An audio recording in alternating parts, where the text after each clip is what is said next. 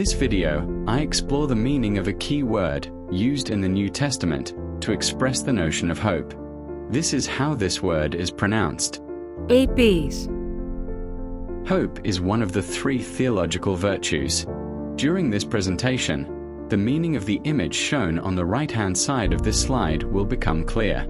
In particular, in the final part of the video, I will explain the symbolism of this image in detail, and I will argue that it represents the biblical notion of hope in a meaningful way. Paul explains, "And now these three remain: faith, hope, and love." From this passage we learn that the three theological virtues are faith, hope, and love. I have already discussed the theological virtues of faith and love. You can find the links to those videos in the description of this video. Let us read another biblical passage in which St. Paul intertwines hope with the virtues of love and faith. "We always give thanks to God for all of you and mention you in our prayers, constantly remembering before our God and Father your work of faith and labor of love and steadfastness of hope in our Lord Jesus Christ." The French poet Charles Péguy wrote a poem entitled The Portal of the Mystery of Hope. The original book in French was published in 1912. In this writing, Péguy explores hope as a theological virtue.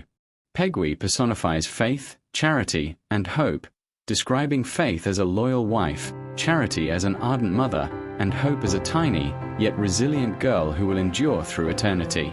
Hope is the second of the theological virtues, the younger sister who, however, with her tension towards the future, pushes the other two elder sisters, namely love and faith, forward. Throughout the Bible, hope is directed towards the messianic future and towards final fullness. This is well expressed in the book of Revelation. "The Spirit and the bride say, 'Come.' And let everyone who hears say, 'Come.' And let everyone who is thirsty come. Let anyone who wishes take the water of life as a gift. The one who testifies to these things says, 'Surely I am coming soon.' Amen. Come, Lord Jesus." A very famous Christian community in France, which I have visited many times in my life and which I recommend you to visit as well, created a chant based on this biblical passage. I put a link in the description of this video so that you can listen this chant. Invocations of confident hope reach out towards the encounter and definitive embrace with Christ. Of course, the journey within history often leads to despair and loss of hope, as Job confesses, "My days are swifter than a weaver's shuttle, and come to their end without hope." Another key passage in Job is the following: "Where then is my hope? Who will see my hope?"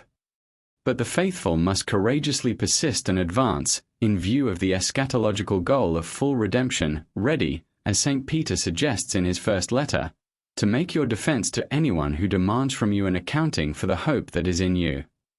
Paul uses two different Greek words to describe the virtue of hope that is trusted at heart. First of all, there is the term elpis, present 53 times, which is associated 31 times with the verb elpizo, to hope, in the New Testament. One example in which Paul uses the word hope is the following: "Rejoice in hope, be patient in suffering, persevere in prayer." Then, there is the term hypomonē, present 32 times, often translated as endurance, which evokes the idea of remaining under a heavy weight which needs to be carried with patience, with the certainty that eventually this painful situation will end, and when this will happen, the firmament will then split, radiating light. It is a hope that advances with perseverance and patience in our often dark and difficult history. We find this term, for example, in 2 Corinthians 1 verse 6. "If we are being afflicted, it is for your consolation and salvation. If we are being consoled, it is for your consolation, which you experience when you patiently endure the same sufferings that we are also suffering." Similarly, Paul writes, "And the Lord direct your hearts into the love of God, and into the patience of Christ." At the foundation, therefore, there is divine grace that sustains us and gives us the strength and patience to endure against the iniquities in the world. Hope, which is a young and vibrant virtue, is combined with waiting and patience. Significant in this regard is the lesson of the parable of the wheat and the tares. Let us read this biblical text. "He put before them another parable. The kingdom of heaven may be compared to someone who sowed good seed in his field. But while everybody was asleep, an enemy came and sowed weeds among the wheat, and then went away. So when the plants came up and bore grain, then the weeds appeared as well. And the slaves of the householder came and said to him, Master, did you not sow good seed in your field? Where, then, did these weeds come from? He answered, An enemy has done this. The slave said to him, Then do you want us to go and gather them? But he replied, No, for in gathering the weeds you would uproot the wheat along with them. Let both of them grow together until the harvest, and at harvest time I will tell the reapers, Collect the weeds first and bind them in bundles to be burned, but gather the wheat into my barn.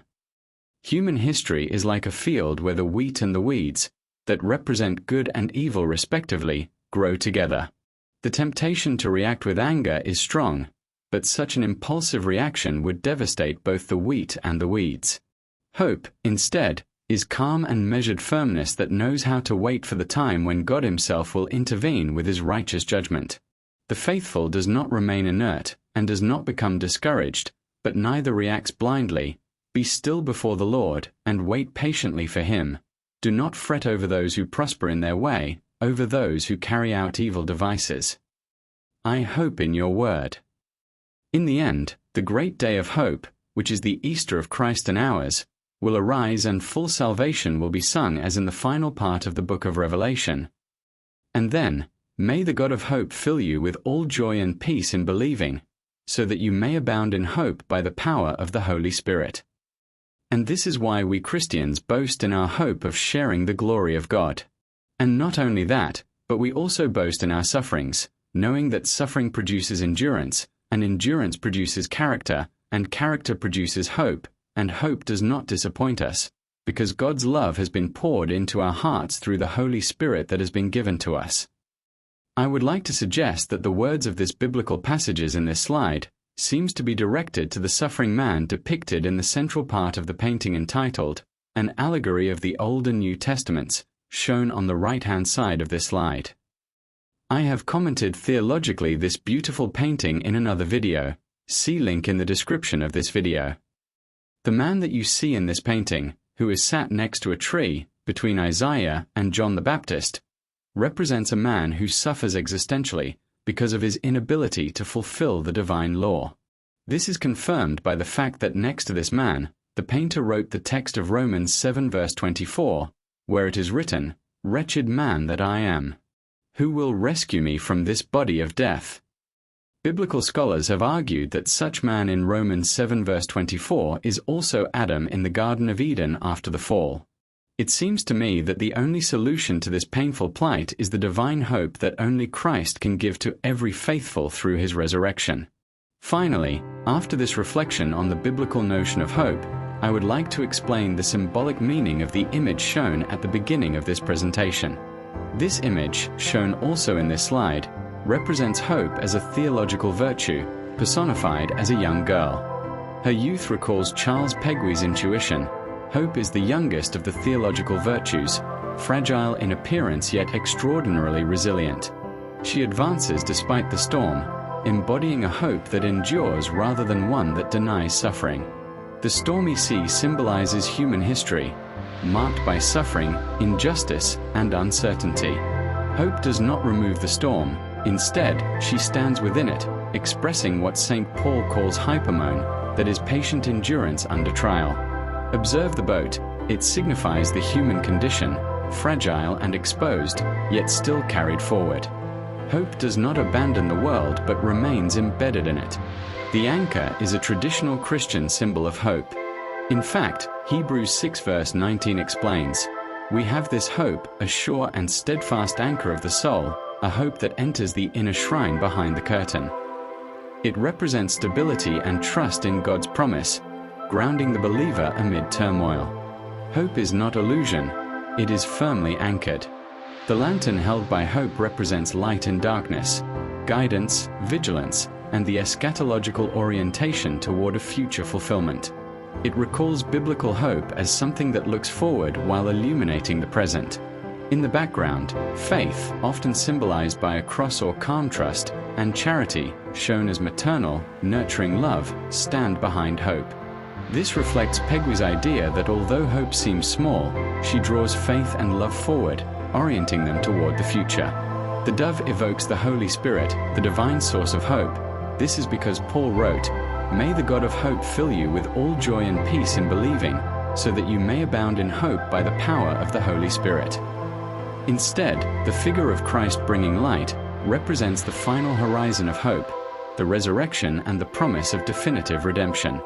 The breaking light through the clouds in the picture expresses the biblical conviction that suffering is not the last word.